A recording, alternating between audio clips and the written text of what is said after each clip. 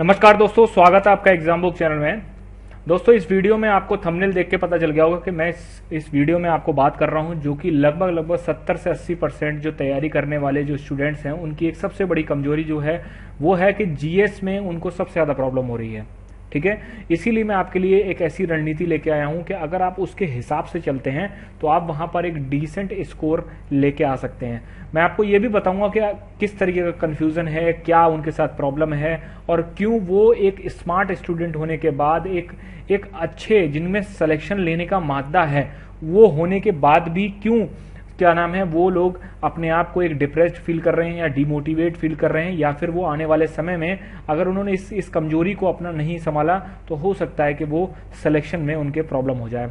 तो चलिए सबसे पहले देखते हैं कि जीएस क्या है और जीएस में कैसे किस तरीके की जीएस यूपीएसआई में आती है। सबसे पहले उसकी हम लोग नब्ज जो होती है, नस जो होती है, उसको हम देखते हैं कि यूपीएसआई क्या है। ठीक है, देखिए सबसे पहले देखते हैं कि जीएस के क्या विषय हैं। ठीक है, जीएस आपका जो है ये आपका 40 क्वेश्चन आते हैं इसमें और आपका 100 मार्क्स का ये होता है। 40 क्वेश्चन में आपको 14 क्वेश्चन जो है, 14 क्वेश्चन जो है 35% आपका बनता है। ठीक है, तो 35% का मतलब यह है कि 14 क्वेश्चन आपको सेक्शनल कट ऑफ निकालने के लिए जरूरी है। ठीक है, अब ये 14 क्वेश्चन करने के बाद आप रिलैक्स नहीं हो सकते क्योंकि यहां पर फिर एंट्री होती है नॉर्मलाइजेशन नामक एक राक्षस की। ठीक है, यहां नॉर्मलाइजेशन नामक एक राक्षस की जो है एंट्री होती है। जो राक्षस 14 क्वेश्चन करने वाले जो स्टूडेंट होंगे उनको पूर्ण रूप से जो है उनका सिलेक्शन खा जाएगा वो।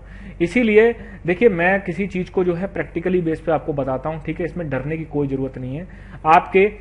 अब बात करते हैं कि 90% या फिर कह लीजिए 70% टू 80% जो कैंडिडेट है, जो स्टूडेंट है तैयारी करने वाला, वो मैथ में ठीक है, उसके बाद रीजनिंग में अच्छा है और उसके बाद हिंदी तो लगभग सभी की अच्छी हुई होती है। लेकिन बात टिकती है आगे जीएस पे। और जीएस पे बात क्यों टिकती है? जीएस पे इसलिए बात टिकती है कि जीएस में एक सब्जेक्ट नहीं है। जैसे देखिए मैथ में आपका सिलेबस जो है डिफाइन है, मैथ में आपको सिलेबस पता है कि हाँ ये सिलेबस है और इसी सिलेबस में से आएगा। अगर मैं कोई एक अच्छी सी बुक ले लेता हूं या किसी जो है एक अच्छे से किसी टीचर को पकड़ के उससे कंसेप्ट अपने कर लेता हूं, प्रैक्टिस में खुद मार लेता हूं, तो मेरा मैथ क्लियर हो जाएगा। सेम जो है अप्लाई होता है आपका रीजनिंग के ऊपर। रीजनिंग का सिलेबस भी आपका डिफाइन है कि नॉन वर्बल है, वर्बल है और इस तरीके के क्वेश्चन आते हैं भाई। ठीक है, उसके बाद हिंदी तो सबसे ज्यादा डिफाइन है, उसमें तो क्लियर कट है कि आपके ये क्वेश्चन आने हैं, इस तरीके से आना है। अब बात आती है जीएस पे। जीएस में देखिए हमको पता है कि लगभग 15 से 16 क्वेश्चन तक आपके जो है प्रत्येक सेट में संविधान से आते हैं। तो ठीक है, चलो हम संविधान जो है बहुत अच्छे से पढ़ लेंगे और जो कि पढ़ना भी चाहिए। ठीक है, संविधान को बहुत अच्छे से रटना नहीं है आपको, संविधान को इतना मैं आपको बता देता हूं। ठीक, ये एक ऐसा टॉपिक है जीएस में जो कि आपको एक बहुत अच्छा वेटेज दे सकता है, क्योंकि अगर आपने इसे छोड़ दिया तो आप समझ लीजिए आपको जीएस में पास होना भी मुश्किल हो जाएगा। क्यों? आप बाकी के सब्जेक्टों में क्या पढ़ोगे, कितना पढ़ोगे, किसी को नहीं पता। ठीक, अब संविधान में मान लीजिए आपके 15 से 16 क्वेश्चन तक आते हैं, तो ये जो आपका सब्जेक्ट है इस पर अच्छा टाइम दीजिए, इससे कंसेप्ट क्लियर करिए। ठीक, कंसेप्ट बिल्कुल क्लियर करिए कि किस तरीके का आता है। स्टेटमेंट टाइप के क्वेश्चन ज्यादा करने की कोशिश करिए, क्योंकि स्टेटमेंट वन लाइनर आपके क्वेश्चन इसमें आपके जो है अगर 15 क्वेश्चन आएंगे तो वन लाइनर आपके मात्र 2 से 3 क्वेश्चन ही वन लाइनर आएंगे। आपके जो है स्टेटमेंट टाइप के क्वेश्चन आएंगे। उस तरीके का स्टेटमेंट वाले क्वेश्चनों के साथ क्या होता है, ए स्टेटमेंट होगा, बी स्टेटमेंट होगा, फिर पूछ लिया जाएगा इन दोनों में से कौन सा सही है या दोनों सही हैं। जब तक आपको दोनों स्टेटमेंट के बारे में नहीं पता तब तक आप उसको क्वालिफाइड नहीं कर सकते, या फिर उसको अटेम्प्ट भी करेंगे तब भी वो नुकसान देगा। ठीक, तो संविधान में तो भाई आपका ये हो गया, संविधान को आपको बहुत ही अच्छे तरीके से करना है। ठीक, अब ये भी नहीं है कि संविधान को करते समय जो है कॉमन जो प्रॉब्लम जो इस समय स्टूडेंट्स में है, कॉमन प्रॉब्लम मैं बता रहा हूं, वो ये है कि 2 तरीके के ऑप्शन वो ले रहे हैं। या तो वो सेल्फ स्टडी कर रहे हैं बुक से, जो कि ये टाइम नहीं है बिल्कुल सेल्फ स्टडी करने का बुक से। क्योंकि अगर आप मान लीजिए लक्ष्मीकांत उठाते हैं तो लक्ष्मीकांत अगर आप उठाएंगे तो लक्ष्मीकांत को एक बार रिवाइज करने में 700 पेज की बुक है वो, एक बार उसको पढ़ने में कम से कम 1 से 1.5 महीना लगेगा आपको, अगर आप तेजी से पढ़ते हैं। और फिर उसको रिवाइज करने में, और लक्ष्मीकांत ऐसी बुक है कि 3 से 4 बार रिवाइज करेंगे तब जाके आपकी चीजें जो है दिमाग में घुसेंगी, अगर आप पहली बार उस किताब को पढ़ रहे हैं और फर्स्ट टाइम आपने संविधान पढ़ना शुरू करा है। तो इसलिए बुक का जो कंसेप्ट है वो तो उन्हीं लोगों के लिए ठीक है जो संविधान को पढ़ चुके हैं पहले थोड़ा बहुत, या फिर उन्होंने लक्ष्मीकांत एक आध बार पढ़ रखी है। सेकंड ऑप्शन आता है यूट्यूब चैनल्स या फिर उनके जो पेड कोर्सेज हैं, वहां पर एक जो कॉमन प्रॉब्लम है वो ये है कि कोई भी टॉपिक होता है, जैसे मान लीजिए अगर मैं उपराष्ट्रपति की बात करता हूं, ठीक, उपराष्ट्रपति की अगर मैं बात करता हूं तो उपराष्ट्रपति एक ऐसा टॉपिक है जो कि छोटा टॉपिक है, आपके 20 मिनट से 20 मिनट की क्लास मैक्सिमम होनी चाहिए इसके लिए, ठीक। 20 मिनट की क्लास आपको संपूर्ण रूप से समझा के आपका इसमें कंप्लीट हो जाना चाहिए उपराष्ट्रपति। लेकिन एक जो कॉमन प्रॉब्लम जो सुनने में समझ में आती है और जो सुनने में आती है वो ये आती है कि लाइव क्लासेस का जो कंसेप्ट है, ठीक, लाइव क्लासेस का कंसेप्ट वो देखने में मतलब देखने में तो वो बहुत अच्छा है, लेकिन वो एक अच्छे सीरियस स्टूडेंट के लिए वो उसका सर्वनाश कर रहा है। क्योंकि एक छोटे से टॉपिक के लिए जब आप 6 घंटे 7 घंटे की क्लास ले रहे हैं तो आप खुद समझिए कि आपको लग तो रहा है कि आप मेहनत कर रहे हो, लेकिन आप वास्तविक रूप से मेहनत नहीं कर रहे हो, ठीक। आप देखोगे कि जब आप थोड़े दिनों बाद आप देखोगे कि वो टॉपिक आपके पल्ले भी नहीं पड़ रहा है बिल्कुल भी, ठीक है, और आपका टाइम इतना ज्यादा वेस्ट हो रहा है कि आप कुछ और चीज भी उसमें कर सकते थे, ठीक है। तो मतलब कंटेंट आप इस तरीके से उठाइए या फिर आप इस तरीके के टीचर्स के पास जाइए जो कि आपको सिर्फ और सिर्फ कंटेंट प्रोवाइड करें, ठीक। मैं ये नहीं कहता, मैं किसी भी कोचिंग का कोई विरोध नहीं करता हूं, ठीक, सब आपको सिलेक्शन दिलवाने के लिए ही बैठे हुए हैं, लेकिन कुछ ज्यादा स्मार्ट वर्क करते हैं और कुछ ओवर स्मार्ट वर्क करते हैं, है ना। उसमें आप लाइव क्लासेस में बैठ के आप 45,000 लड़का बैठ के लाइव क्लासेस में कमेंट कर रहे हो, कुछ आपके समझ में आ रहा है, कुछ पल्ले पड़ रहा है। मैं आपको इसलिए बता रहा हूं, बहुत सारे बच्चे मुझे पता है कमेंट बॉक्स में आके उल्टा सीधा कुछ भी बोलेंगे, लेकिन मुझे यह भी पता है कि जो सीरियस स्टूडेंट होगा उसको ये बात समझ में आएगी। 9534 की वैकेंसी है, संविदा का कंसेप्ट चल रहा है इस समय स्टेट में। पुलिस में मैंने आपको बता चुका हूं कि संविदा नहीं आ सकती है। अगर इस वैकेंसी में आपका नहीं हुआ, सीरियस मोड में नहीं गए आप, तो फिर आप ये समझ लेना आपको वास्तव में संविदा पर नौकरी करनी पड़ेगी। क्यों? देखिए, मान लीजिए चलिए इन्होंने 2022 तक अप्लाई नहीं करा, अगली सरकार आपने जो है चेंज करके कोई दूसरी लिया है, चलो उन्होंने नहीं किया, लेकिन क्या पता फिर 5 साल बाद फिर यही आ गए और फिर तो ये जरूर अप्लाई करेंगे उस चीज को। तो इसीलिए मैं कहता हूं कि पुलिस की जो भी जॉब आ रही है या आने वाले समय में जो भी नौकरी आ रही है, आरआरबी एनटीपीसी हो गई या आपका आरआरबी एनटीपीसी का भी कुछ नहीं पता, वो आपको जॉब दे देंगे अभी और 10 साल बाद वो प्राइवेटाइज कर देंगे, आप कहां जाओगे? आप कहीं के भी नहीं रहोगे, है ना, आपको वहीं करना पड़ेगा। तो मैं कहना चाहिए चाहता हूं कि 9534 की वैकेंसी है, इसको अपनी अंतिम लड़ाई मान के लड़ो। कि इसमें अगर जैसे होता है ना कि जो लड़ाइयां होती हैं, जो पहले जमाने में वॉर होती थी, उसमें दोनों तरफ के राजा जो होते थे वो ऐसा समझ के, क्योंकि जो कमजोर हुआ वो दूसरे को मार देगा, इसीलिए अगर आपने इसको नहीं क्वालिफाई कर पाए तो आप जो है फिर कमजोर पड़ जाएंगे, फिर आपका बेरोजगारी का ठप्पा जिंदगी भर के लिए लग जाएगा आपके ऊपर। ये मैं एक आपको रियलिटी बता रहा हूं, जो हो सकता है कि बहुत सारे बच्चों को अभी समझ में नहीं आ रही है चीजें, ठीक। पूरे पूरे दिन आप बैठ के संविदा पे बात करते हैं, जिनकी तैयारी का समय है 9534 का, जो एलिजिबल हैं वो पूरी तरीके से तैयारी करते रहे। अगर कुछ मान लीजिए कभी कुछ ऐसा होता है या फिर सरकार आगे बढ़ती है इस चीज को लेके, ठीक, तो उस चीज का विरोध किया जाएगा, ठीक। तो इसीलिए मैं कहता हूं आपको कि अभी समझ जाइए, अभी अपनी तैयारी को करते रहिए, स्मार्ट वर्क करिए चीजों को, ठीक। तो ये बात हो गई संविधान की। चलिए नेक्स्ट आती है आपकी इतिहास की बात। इतिहास, भूगोल, पर्यावरण, अर्थव्यवस्था, समसामयिकी मतलब करंट अफेयर्स और आपका मिसलेनियस, ये इतने टॉपिक्स, इतने जो टॉपिक हैं, इनमें से आपके 40 क्वेश्चन बनते हैं। अब 40 क्वेश्चन में से अगर आप किसी भी या फिर आप कोई टीचर से पढ़ रहे हैं, अगर वो कहता है कि मैं 40 में से 40 की गारंटी लेता हूं, तो वो झूठ बोल रहा है। क्योंकि 5 क्वेश्चन ऐसे होते हैं, 5 से 7 क्वेश्चन ऐसे होते हैं जिनका आंसर सिर्फ आयोग को पता होता है, क्योंकि वो मिसलेनियस होते हैं, उनका आंसर किसी को पता नहीं होता।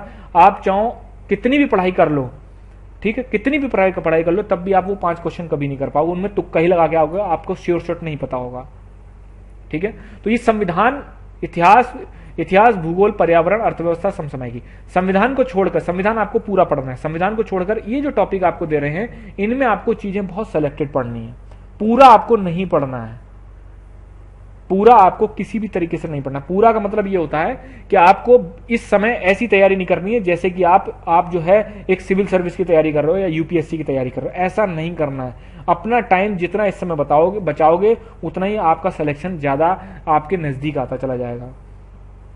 तो इसीलिए ये जितने भी टॉपिक मैंने बताए जीएस में, इसमें संविधान को आपको बहुत अच्छे से पढ़ना है। बहुत अच्छे का मतलब ये नहीं होता है कि आप ऐसा पढ़िए जिससे कि आप जो है यूपीएसआई की तैयारी करते करते जो है आप जो है एक वकील की तैयारी करने लग जाएं, एक एडवोकेट की तैयारी करने लग जाएं, ऐसा आपको नहीं करना है।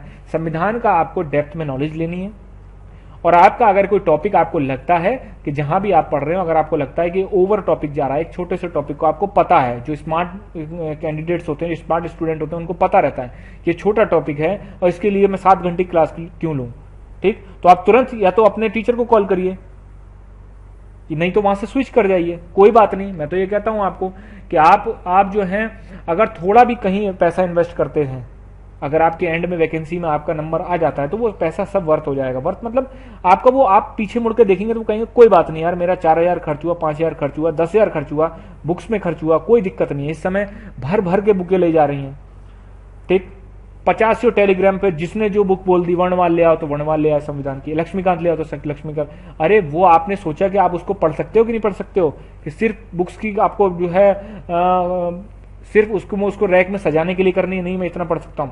उतना आप कंटेंट लीजिए जितना आप पढ़ सकते हैं। और एक स्मार्ट कंटेंट की ये पहचान होती है कि आप किसी भी कंटेंट को कैसे पहचानो कि उसको हम कैसे अच्छा कंटेंट है, कि क्या हम उसको रिवाइज कर पाएंगे।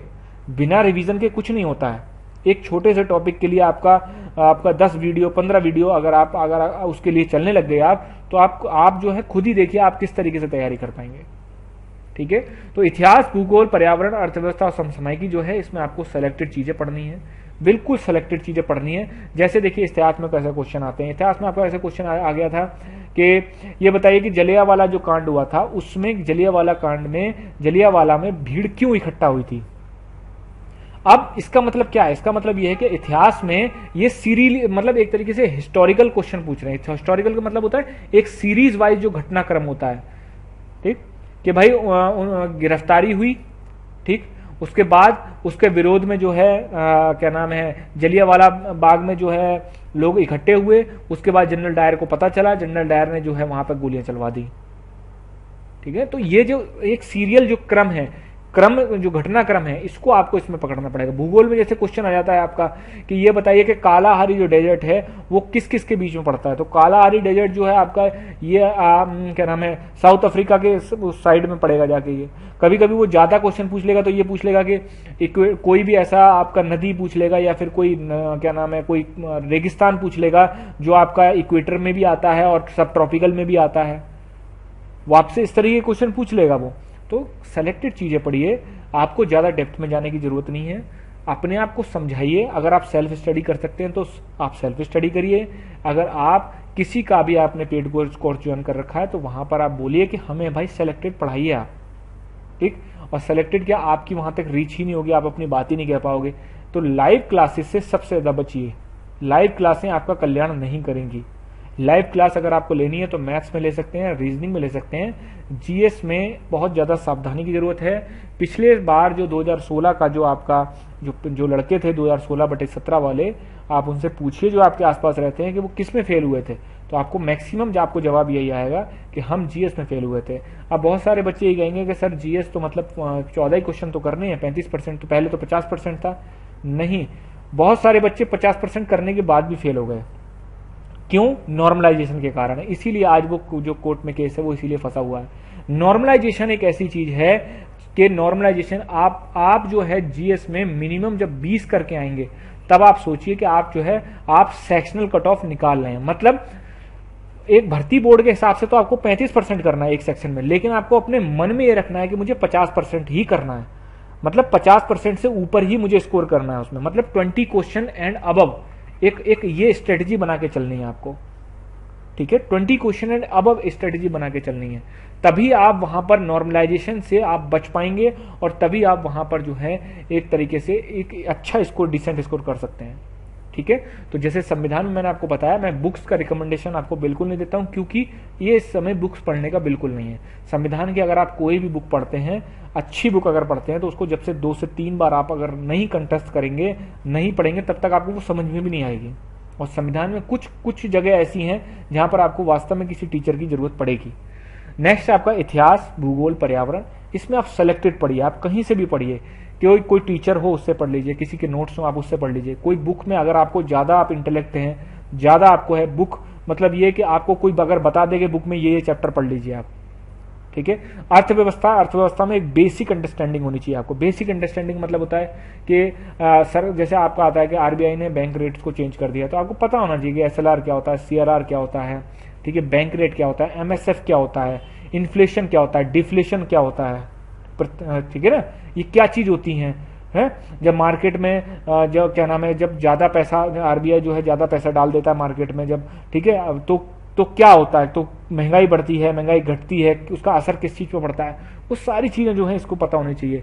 समसामयिकी का मैं कहता हूं, समसामयिकी आपको जो है डेली बेसिस पे पढ़ने की जरूरत नहीं है बिल्कुल भी, क्योंकि डेली बेसिस का ये है, समसामयिकी के फुल्ली समसामयिकी तो नहीं आने वाली है इसमें। समसामयिकी से आपके 4-5 क्वेश्चन आएंगे, लास्ट में आप अगर कोई बुकलेट ले लेते हैं या फिर आपको कोई नोट्स प्रोवाइड करा देता है, आप जो है उसको पढ़ लीजिए, आपका काम हो जाएगा। मिसलेनियस क्वेश्चन में देखिए उसमें कुछ नहीं कहा जा सकता। मिसलेनियस क्वेश्चन में आपने अपनी लाइफ में जितनी भी जीएस पढ़ी है, अब कभी मिसलेनियस में कुछ ऐसा क्वेश्चन आ गया जो कि आपका पढ़ा हुआ आ रहा है, ठीक है, तो आप जो है उसको वहां कर ले जाओगे, ठीक है। मैं अभी जो है थोड़ा सा कंटेंट इकट्ठा कर रहा हूं नॉर्मलाइजेशन का जो प्रोसेस है उसके लिए, ठीक है। तो नॉर्मलाइजेशन के लिए क्या होता है, क्या प्रॉब्लम है, सारे क्वेश्चन स्कोर अटेम्प्ट करने चाहिए या नहीं करने चाहिए, ठीक है। बस मैंने आपसे एक चीज ये बता दी, नॉर्मलाइजेशन नेगेटिव मार्किंग से ज्यादा खतरनाक है, अपने दिमाग में ये चीज रखना, ठीक है।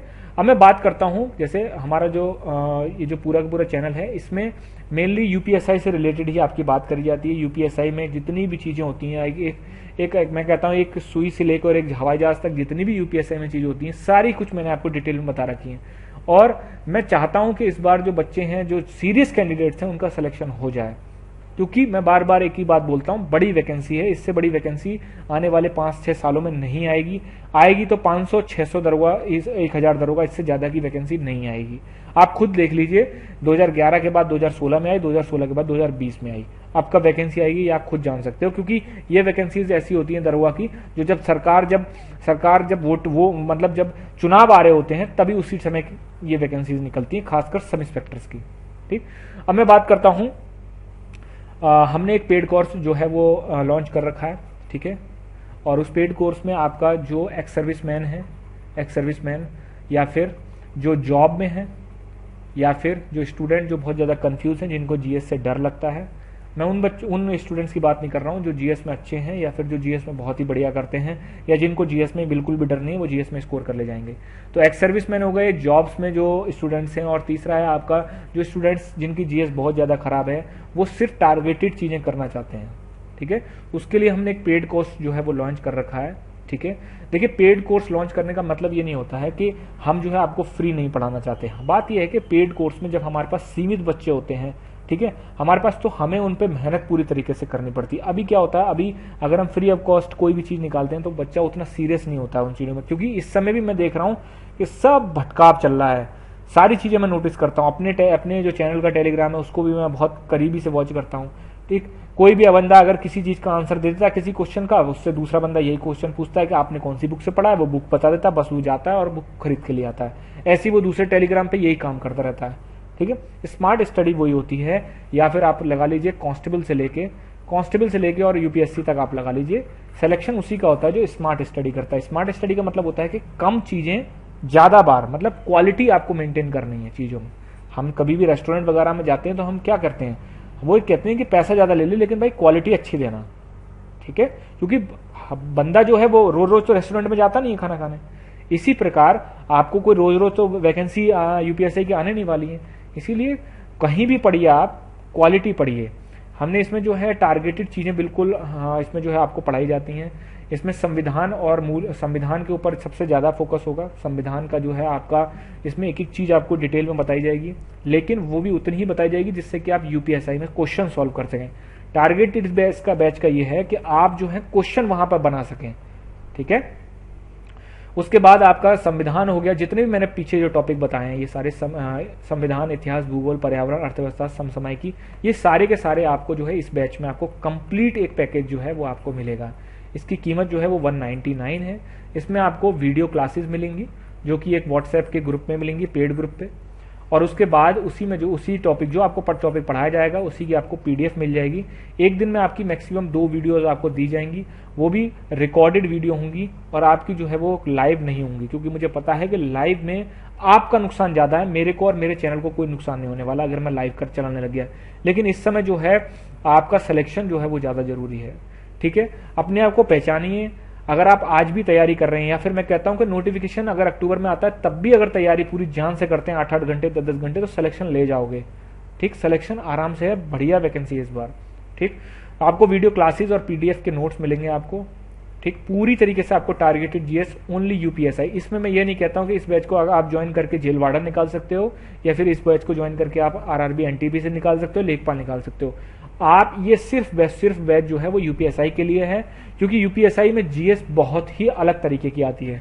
संविधान आपको इसमें डिटेल में पढ़ना पड़ता है, लेकिन अन्य एग्जामों में आपको संविधान डिटेल में नहीं जाना पड़ता है।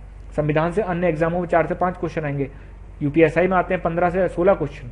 ठीक है, लास्ट में जब आपका ये पूरा सिलेबस कंप्लीट हो जाएगा, उसके बाद आपको एग्जाम से 1 महीना पहले आपको संभावित प्रश्नों की 1000 क्वेश्चन की सीरीज दी जाएगी, जिसमें कि आपका जो है सारे सब्जेक्ट, संविधान, इतिहास, भूगोल, सभी जितने संभावित प्रश्न जो आ सकते हैं, ठीक है, उसको आपको क्लियर किया जाएगा।